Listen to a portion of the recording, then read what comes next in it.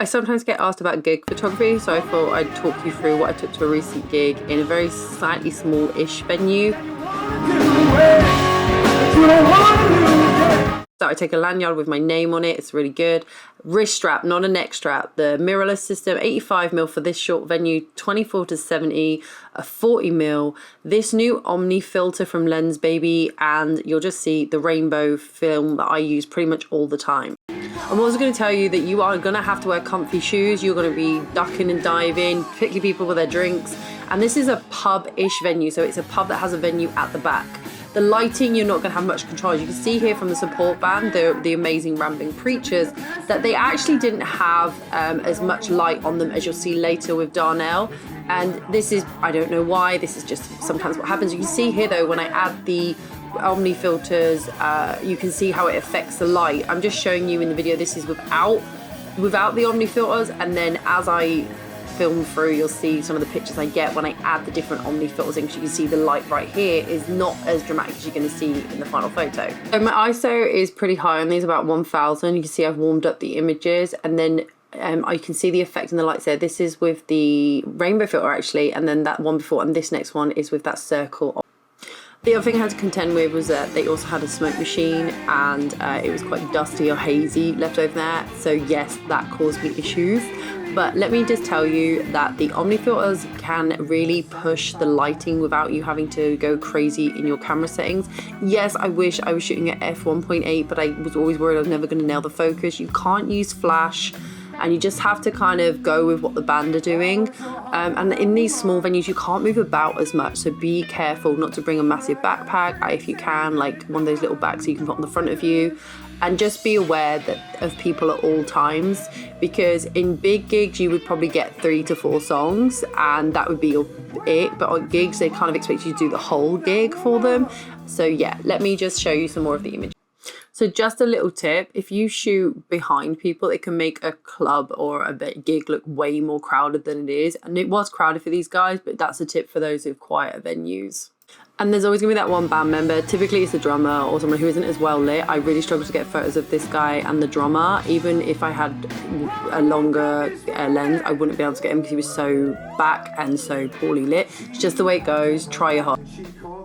So Darnell is a completely different kind of lighting. First of all, it started off quite dark and a lot of red tones. Red tones are quite hard to edit sometimes, but you'll notice in the back now, all those lights moving, they go everywhere and change color, and sometimes they were right in my camera. Again, you just roll with it, you do what you can. The crowd got a lot more packed here. There was no way I could get as close as I wanted to. I couldn't even get close with the first band, but this time there was absolutely no chance.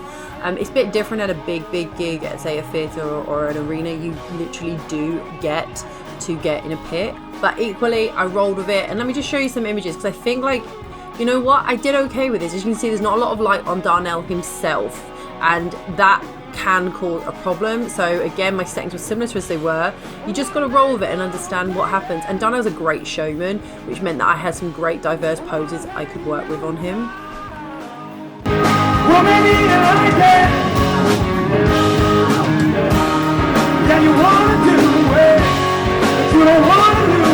I'm really lucky with Darnell and the Rambling Preachers because he moves and they have a big stage presence. Sometimes if it's just one solo singer on stage, you know, it can be a little bit difficult to get some real dynamic posing, so you have to work at your lighting. I will just always say red is my pet hate, but yeah, I love watching bands that use the red tone. But you can see Darnell is getting into it, and it did really make photographing a lot easier. As you can see just then, when the light came across the camera, I do get this bleed, and I ended up using it to my advantage.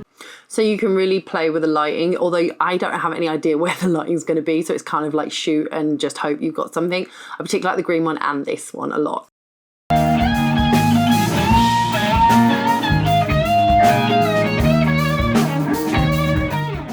One of the tips I will give you is remember you're there to capture the gig in all its essence, so be sure to get pictures of fans if you can. It can be quite difficult, so I do try and include them. You can see them dancing here. I took a few where I went to the back like I did with a similar band, so it looks busier. It really was a busy gig, but you can make it look even busier by doing that. It's a real good technique.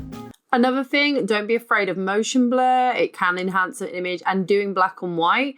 and just enjoy what's happening, and don't forget to include some of the other band members, not just the lead. So let's talk about adding these Omni Circle filter that you saw, the one that with the jagged edge and the rainbow, and what it does. I have shown it a few times, but let's just go into it. You can see the lighting here. Let me just show you some of the effects it does, and I'll talk you through each. So as you can see here, it gives us this blurry effect and a repetition of anything that shines through it, and it can kind of enhance an image. Now, I don't have any of the rainbow for Darnell, but I'll show you the Rambling Preacher's one. So here you can see it gives this rainbowy kind of blurry lines. It can be as extreme as you want depending on how you position it. I really love these, and here's without for comparison. If you want to get into gig photography, definitely speak to your local venues, contact the bands. I always say go to the venue first and ask them, because they can put it to the bands, but equally if you have a good relationship with a band, do it. I would start off with small venues. Don't be afraid to just go out there with your whatever kit you've got. I mean, you could even do it with just a 50mm. You don't need the excessive kit I've got. I wouldn't even say my kit's that excessive, but you get what I mean. And make sure you get the bands to understand that they need to tag you and share that with you. And just keep going. Sometimes you're going to get a band that you necessarily don't like, but you're going to give you epic imagery. Anyway, for now, I'm going to put all the links to all the bands below, and I can't wait to see you in my next video where we can chinwag about more stuff.